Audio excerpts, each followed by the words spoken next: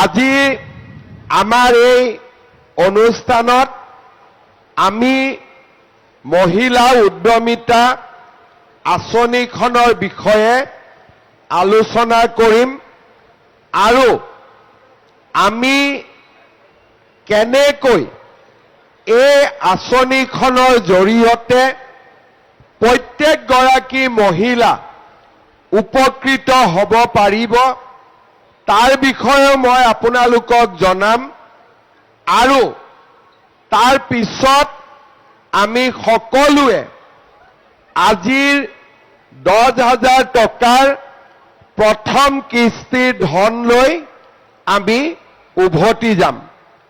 এতিয়া প্ৰথমতে সকলোৱে মোৰ লগত একেলগে ক'ব, ভাৰত মাতা কি, ভাৰত মাতা কি, নৰেন্দ্ৰ মোদী, নৰেন্দ্ৰ মোদী। বহুত বহুত ধন্যবাদ। আজিৰ আমাৰ সভাত উপস্থিত অসম চৰকাৰৰ সন্মানীয় মন্ত্ৰী, আপোনালোকৰ সকলোৰে আদৰৰ আৰু মৰমৰ কেশৱ মহন্ত ডাঙৰীয়া, আমাৰ সাংসদ কামাখ্যা প্ৰসাদ তাছা ডাঙৰীয়া, নগাঁও সমষ্টিৰ বিধায়ক ৰূপক শৰ্মা ডাঙৰীয়া, বৰহমপুৰ সমষ্টিৰ বিধায়ক জিতু গোস্বামী ডাঙৰীয়া, চামুগুৰি সমষ্টিৰ বিধায়ক দীপ্লুৰঞ্জন শৰ্মা ডাঙৰীয়া, ৰহা সমষ্টিৰ সন্মানীয় বিধায়ক শশীকান্ত দাস ডাঙৰীয়া, নগাঁও জিলা পৰিষদৰ সভানেত্ৰী গীতাঞ্জলি হাজৰিকাকে আদি কৰি মঞ্চত উপবিষ্ট বিশিষ্ট ব্যক্তিসকল, আইমাতৃসকল আৰু সভাত উপস্থিত সন্মানীয় সুধীবৃন্দ, আপোনালোকৰ মনত আছে লোকসভা নিৰ্বাচনৰ আগতে আমি আপোনালোকক লাখপতি বাইদেউৰ বিষয়ে আপোনালোকক বুজাইছিলো আৰু মহিলা উদ্যমিতা আঁচনিৰ প্ৰপত্ৰসমূহ পূৰণ কৰিবলৈ আপোনালোকক আমি অনুৰোধ জনাইছিলো। এই আঁচনিখন খুব চিন্তা কৰি আৰু খুব ধুনীয়াকৈ ভাবি এই আঁচনিখন আমি নিৰ্মাণ কৰিছিলো। অসমত 4 লাখ আত্মসহায়ক গোট আজিলৈকে গঠন কৰা হৈছে। মই জানামতে আমাৰ কলিয়াবৰ সমষ্টিটো প্ৰায় 4,000 আত্মসহায়ক গোট গঠন কৰা হৈছিলে। এই আত্মসহায়ক গোটসমূহক শক্তিশালী কৰিবলৈ আমাৰ চৰকাৰে আগৰে পৰা বিভিন্ন ব্যৱস্থা হাতত লৈ আহিছিলে। প্ৰথমতে ৰিভলভিং ফাণ্ডৰ পিছত বেংকৰ জৰিয়তে ঋণ, CLF, VO, বিভিন্ন প্ৰকাৰৰ জীৱিকা সখী, বেংক সখী, বিভিন্ন ধৰণৰ ব্যৱস্থা আমাৰ চৰকাৰে হাতত লৈছিলে। আত্মসহায়ক গোটসমূহ গঠন হোৱাৰ পিছৰে পৰা আমাৰ মহিলাসকল আগবাঢ়ি আহিলে আৰু ঘৰখন চলোৱা আইমাতৃসকলে এতিয়া সমাজখন চলাবলৈও আগবাঢ়ি আহিলে। চাওঁতে চাওঁতে আমাৰ মহিলাসকলে 2013 চনত আৰম্ভ হোৱা এই আন্দোলনটোৰ জৰিয়তে বেংকৰ পৰা 21,000 কোটি টকা ঋণ ললে আৰু আজি এই ঋণ লোৱা টকা আমাৰ আই মাতৃসকলে বেংকত নিয়মীয়াকৈ উভতাই দি আহিছে।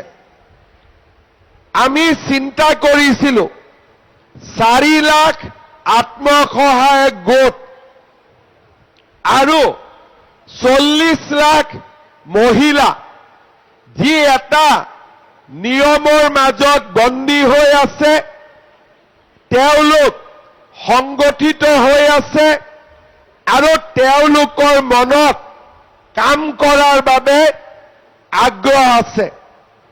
আমি চিন্তা কৰিছিলোঁ, বাইদেউ আপোনালোক আগত আহিব পাৰে, পুলিচ বাইদেউগৰাকী এৰি দিয়ক। পুলিচতো বহুত বাইদেউ আছে আজিকালি। এতিয়া আমাৰ এই 4 লাখ আত্মসহায়ক গোটৰ 40 লাখ মহিলাক আমি যদি সামাজিকভাৱে আৰু ব্যক্তিগতভাৱে দুইটা পৰ্যায়ত যদি আমি সহায় কৰিব পাৰোঁ, আমি বিশ্বাস কৰোঁ যে এখন আত্মনিৰ্ভৰ অসম, য'ত নেকি মহিলাসকলে আমাৰ অৰ্থনৈতিক স্বাৱলম্বিতাৰ এক নিদৰ্শন হৈ সমাজখনক আগুৱাই লৈ যাব পাৰিব। অলপ আগতে প্ৰধানমন্ত্ৰী নৰেন্দ্ৰ মোদী ডাঙৰীয়াৰ এষাৰ বাক্য আপোনালোকে শুনিবলৈ পালে যে আমি ভাৰতত 3 কোটি লাখপতি বাইদেউ বনাব খোজো। এই ভাষণ প্ৰধানমন্ত্ৰী ডাঙৰীয়াই যোৰহাটত দিছিলে। সিদিনাখনে মই ভাবিছিলোঁ যে প্ৰধানমন্ত্ৰী ডাঙৰীয়াই দেশত যদি 3 কোটি মহিলাক লাখপতি বাইদেউ বনাব পাৰে, আমি অসমত অন্তত 30 লাখ মহিলাক আমি লাখপতি বনাবৰ বাবে চেষ্টা কৰিব পাৰোঁ নে নোৱাৰোঁ। আমি দেখিছিলোঁ বহুতো মহিলাই নিজে কষ্ট কৰি ইতিমধ্যেই লাখ টকা উপাৰ্জন কৰিবলৈ সক্ষম হৈছে। আমাৰ কলিয়াবৰ সমষ্টিৰ অপৰাজিতা ভিঅ আৰু অগ্নিগড় CLFৰ মিলিজুলি আত্মসহায়ক গোটৰ সদস্যা আজি মামনি ভূঞা চাংমা বাইদেউ বছৰি 5 লাখ টকাৰ ব্যৱসায় কৰে। গ্ৰুপৰ 75,000 টকা ঋণেৰে আজি চাওমিন, ৰোল, মমো এই ধৰণে জলপান জাতীয় খাদ্যৰ প্ৰস্তুত কৰি আমাৰ কলিয়াবৰ সমষ্টিৰ মামনি ভূঞা চাংমাই বাইদেউ আজি 5,40,000 টকা বছৰত উপাৰ্জন কৰে। বিষ্ণুপ্ৰিয়া ভিঅ আৰু অগ্নিগড় CLFৰ কল্যাণী আত্মসহায়ক গোটৰ বিবি বসুমতাৰীয়ে আজি 12,000 টকাকৈ মাহত আৰু বছৰত 1,44,000 টকা গাহৰি পালনৰ জৰিয়তে উপাৰ্জন কৰিবলৈ সক্ষম হৈছে। এনে উদাহৰণ কলিয়াবৰত হয়তো বহুত আছে। মই মাত্ৰ দুগৰাকী মহিলাৰ উদাহৰণ আপোনালোকক দিলোঁ। যদি আমাৰ মাজৰে 2 গৰাকী মহিলা লাখপতি বাইদেউ হ'ব পাৰিছে, গোটেই অসমতে আজি 5 লাখতকৈও বেছি মহিলা লাখপতি বাইদেউ হ'ব পাৰিছে, আমি কিয় হ'ব নোৱাৰিম? আমাক লাগে চৰকাৰৰ সমৰ্থন, পৰিয়ালটোৰ সমৰ্থন, সমাজৰ সমৰ্থন। আপোনালোকে জানে এদিন আমাৰ অসমলৈ আহি মহাত্মা গান্ধীয়ে কৈছিলে অসমৰ মহিলাই সপোন কাপোৰত বুব জানে। আজি আমাৰ মহিলাৰ শক্তিৰ কোনো অভাৱ নাই।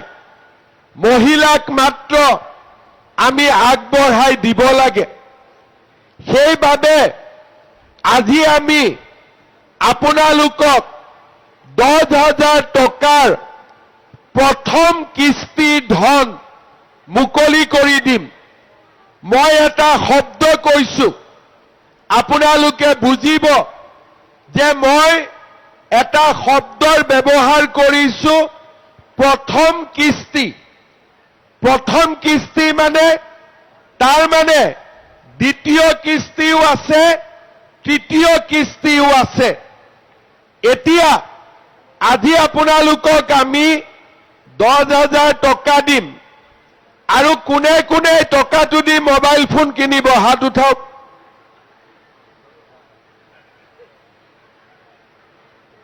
কোনে হাত উঠোৱা নাই? আৰু এবাৰ শুনিছো, কোনে কোনে মোবাইল ফোন কিনাৰ ইচ্ছা আছে? আচ্ছা, কাৰ কাৰ নাই তেওঁলোকে হাত দাঙক। এতিয়া আমি বুজিলো যে এই 10,000 টকা দি আমি মোবাইল ফোন নিকিনো। মই এটা সৰু কাহিনী কওঁ। যেতিয়া এই আঁচনিখনৰ বিষয়ে মানুহে বুজি পোৱা নাছিলে, মোক কয়, মামা গছ পুলি পুতিলো, পইচা দেখোন পোৱাই নাই। তাৰ পিছত আমি বিহালীত টকা দিব গলো। এগৰাকী বাইদেৱে মোৰ লগত ফটো উঠি আছিলে। কেমেৰাটো অলপ বেয়া, ফটো উঠা নাই। মই কলো, বাইদেউ আপোনাৰ কেমেৰাটো অলপ বেয়া নেকি? বাইদেৱে কলে, আজি 10,000 টকা পালো নহয়, নতুন মোবাইল কিনিম।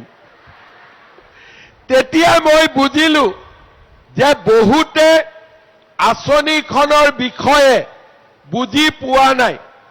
তেতিয়া মই সিদ্ধান্ত ললো যে বেংকেদিও টকাটো পঠাই দিব পাৰি, কিন্তু মই মহিলা আইমাতৃসকলক নিজে গৈ আঁচনিটো বুজাই দিম, যাতে আমি আমাৰ লাখপতি বাইদেউ হোৱাৰ যাত্ৰাত আগবাঢ়ি যাব পাৰো।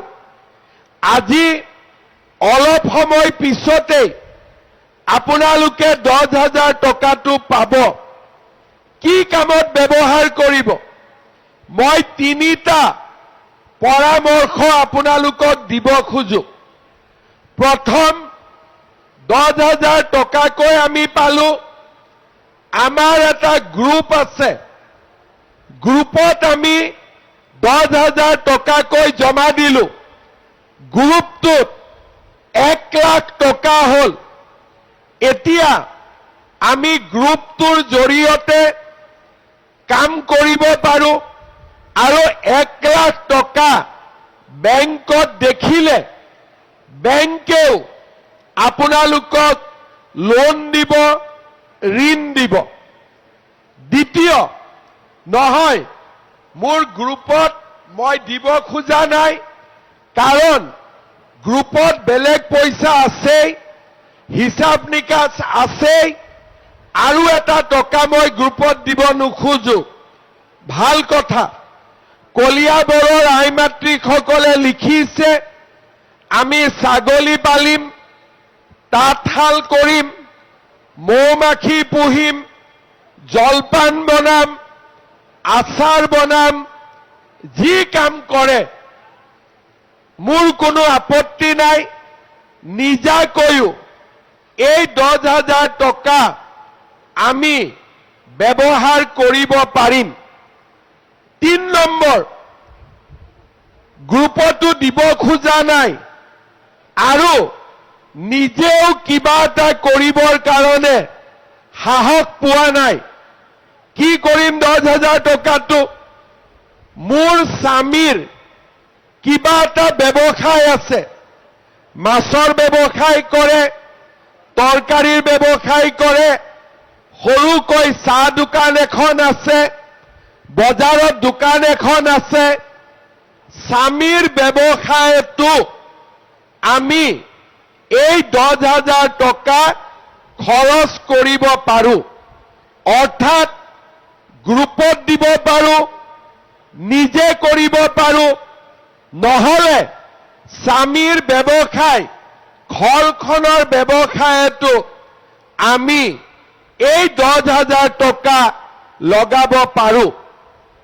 6 মাহ 7 মাহ যোৱাৰ পিছত চৰকাৰৰ মানুহ আপোনালোকৰ ঘৰলৈ আহিব। আপোনালোকক আমি সুধিম যে 10,000 টকাটো ক'ত ব্যৱহাৰ কৰিলে। বোলে মই মোবাইল কিনিলো, তাতে শেষ। বোলে ঘৰত বহুত ধাৰ আছিলে, ধাৰ মাৰি দিলো, তাতে শেষ। বোলে নহয়, মই ছাগলী পুহিলো, তাঁতশাল কৰিলো, আৰু মোৰ হাজবেণ্ডৰ ব্যৱসায়ত লগালো, গ্ৰুপত টকাটো দিলো, তেওঁলোক পৰীক্ষাত পাছ, আৰু আপোনালোকক দ্বিতীয় কিস্তি আমি 25,000 টকাকৈ আপোনালোকক দিম। এই কথা মই আজিয়ে ঘোষণা কৰি দিলো। মোৰ ওপৰত বিশ্বাস আছে নে নাই? আছে নে নাই? বঢ়িয়া। আৰু 25,000 টকাৰ যেতিয়া আপোনালোকে ভালকৈ ব্যৱহাৰ কৰিব, তৃতীয় কিস্তি আমি আপোনালোকক 50,000 টকাকৈ আপোনালোকৰ আমি আগবঢ়াই দিম। তাৰমানে 10,000 টকা আৰম্ভণি, দ্বিতীয় কিস্তি 25,000, তৃতীয় কিস্তি 50,000। কলিয়াবৰত আজি 32,000 আই মাতৃ ইয়াতে আছে।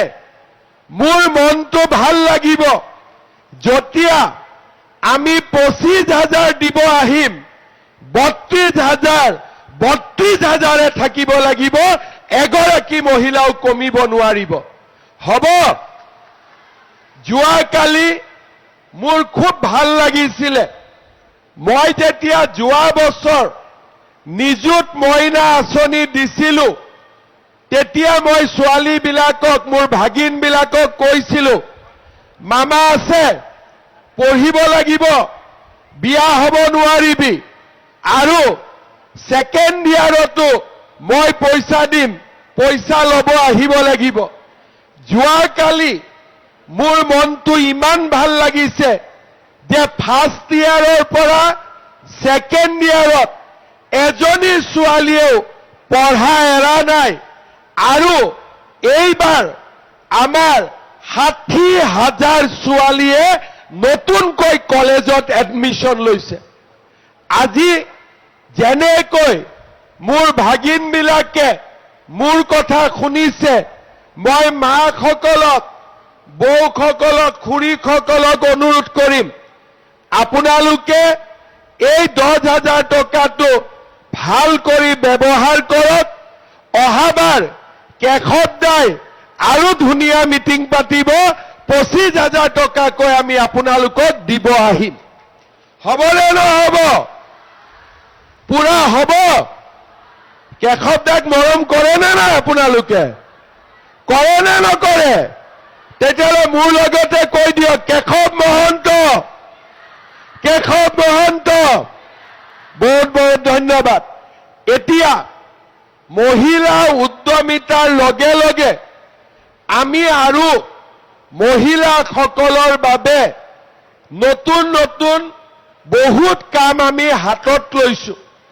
আপোনালোকে দেখা পালে, যোৱাকালি আমি ছোৱালীসকলক নিযুত মইনা আঁচনি প্ৰদান কৰিলো। ছোৱালীয়ে চাইকেল পায়, স্কুটি পায়।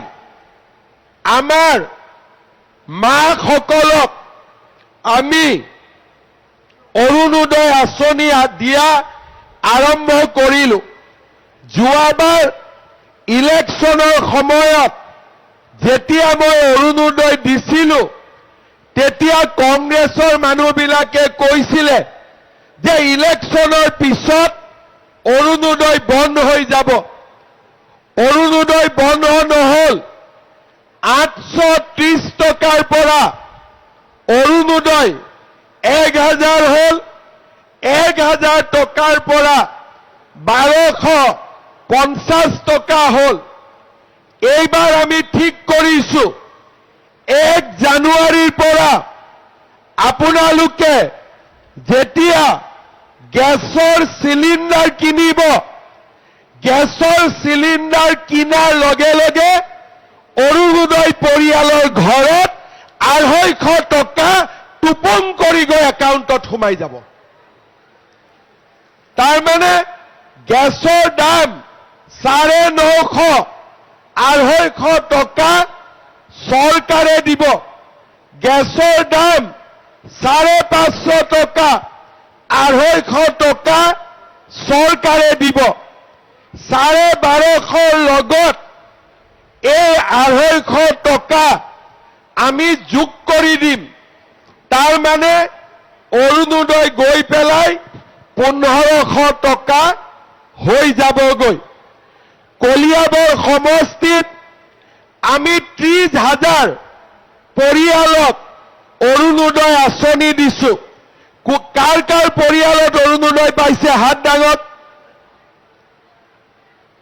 বঢ়িয়া। আৰু যিসকলে অৰুণোদয় পোৱা নাই, মই আজিৰ মিটিঙতে কেশৱ-দাক নতুনকৈ 3000 অৰুণোদয় দি থৈ গৈছো। তেওঁ ঠিক কৰি দিয়ক। অহা মাহৰ পৰা আৰু 3000 পৰিয়ালক মই অৰুণোদয় দি দিম। ভাল হ'বনে বেয়া হ'ব?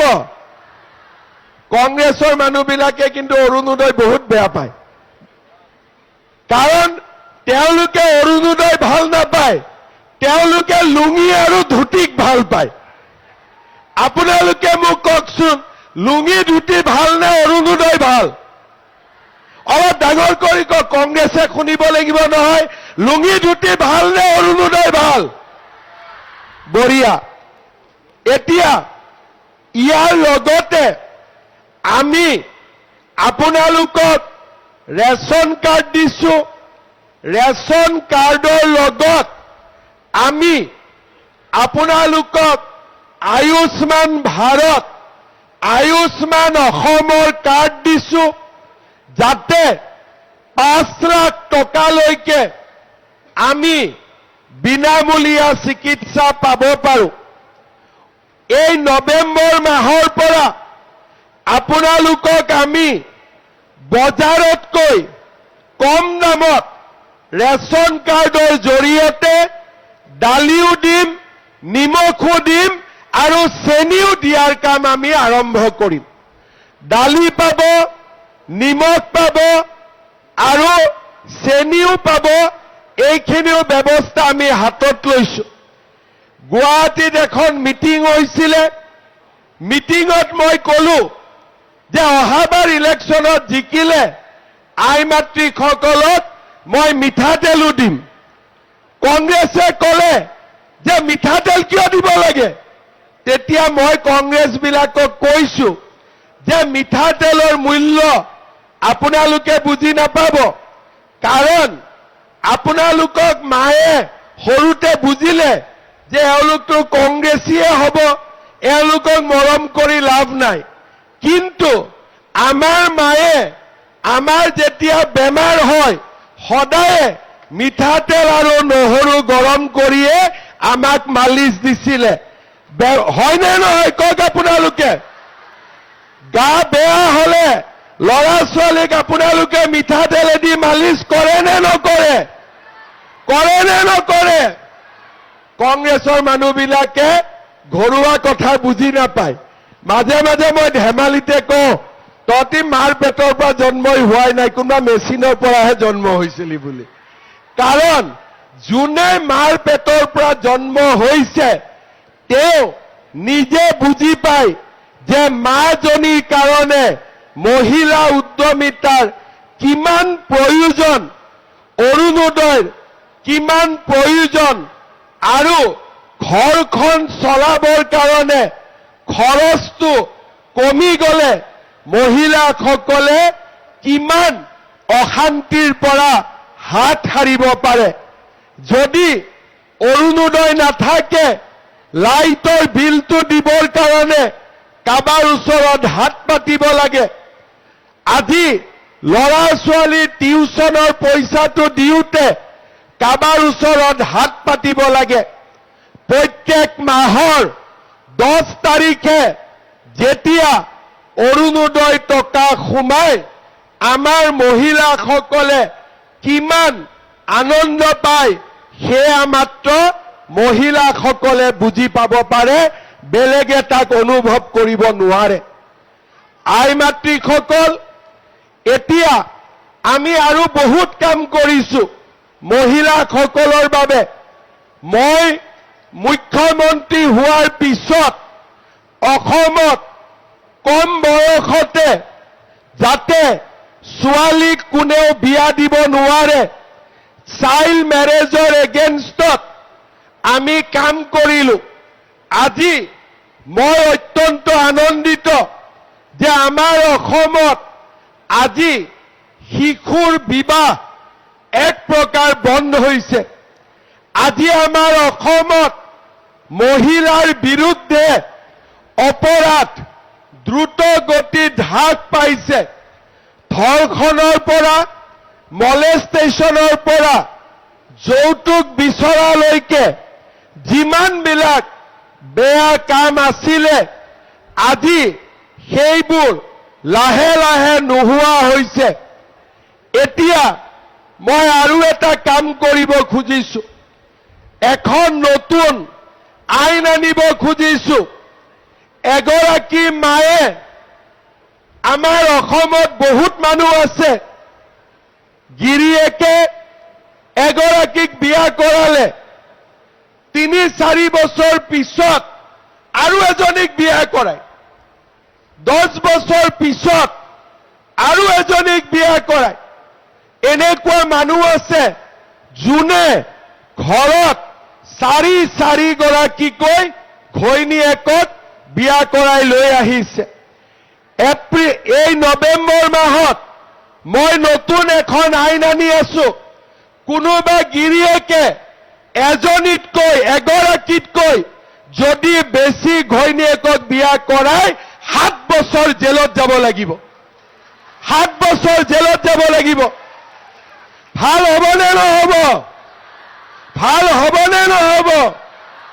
এতিয়াৰ পৰা অসমত কোনো গিৰিয়েকে দুবাৰ বিয়া কৰাব নোৱাৰিব। প্ৰথম বিয়া কৰাতেও ভাবি চিন্তি বিয়া কৰাব। কেতিয়াও ঘৈণীয়েকক ঘৰত থাকোতে আৰু এগৰাকীক লৈ আহিব নোৱাৰিব। আৰু যদি লৈ আহে 7 বছৰ জেলত বহি তেওঁলোকে নিজৰ জীৱন কটাব লাগিব। ভাল হ'বনে বেয়া হ'ব? ভাল হ'বতো। আজি এইবিলাক কাম অসমৰ মহিলাসকলৰ যিবিলাক প্ৰয়োজনীয় কাম আগত কোনেও কৰিব পৰা নাছিল। কৰবাত কৰিলে ভোট কমি যাব, কোনোবাই বেয়া পাব। মইতো একোৱে নুবুজো, ভোট কমক বেয়া পাওক, যদি আই মাতৃসকলৰ আশীৰ্বাদ আমাৰ মূৰৰ ওপৰত থাকে, আমি কাকোৱে খাতিৰ নকৰো, আমি ধুনীয়াকৈ আগবাঢ়ি গৈ থাকিম। সেই ৰাজনীতি আজি আমি কৰিছো আৰু তাৰ কাৰণে আজি অসমত আই মাতৃসকল আনন্দত আছে আৰু তেওঁলোকে লাখপতি বাইদেউ হোৱাৰ সপোন দেখিব পাৰিছে। মই বহুত দীঘলীয়াকৈ নকওঁ, এটা কথা মই ক'ব খুজিছো, 10,000ৰ পৰা 25,000 আমি পাম, কিন্তু তাত এটা সৰু চৰ্ত আছে। চৰ্তটো হ'ল আমাৰ এবছৰ বা 1.5 বছৰ পিছতো আমাৰ ঘৰত যাতে বাচ্চা 3টাতকৈ বেছি নহয়। বুজি পালেনে নাই? আৰু আমাৰ ট্ৰাইবেল মানুহ হলে 4টালৈকেও কোনো কথা নাই। এতিয়া কিছুমানে 7টা 8টা জন্ম কৰি লয় আৰু সুধিলে কয় আল্লাহ দিলে কি কৰিম বুলি। তেতিয়া মই কওঁ আল্লাহ ঘৰত আহে নেকি বাচ্চা দিবৰ কাৰণে? ঘৰততো নাহে, ভগৱানটো নাহে। আমি কৰো কামটো আৰু দুখ দিও আল্লাহক, দুখ দিও ভগৱানক। সেইকাৰণে এইবাৰ মই আল্লাহকো অনুৰোধ কৰিছো, ভগৱানকো অনুৰোধ কৰিছো যে আমাৰ ঘৰত আৰু 3-4টাতকৈ বেছি বাচ্চা নিদিব, কাৰণ আমি লাখপতি বাইদেউ বনাব লাগে। মই ঠিকে কৈছো নে নাই কোৱা?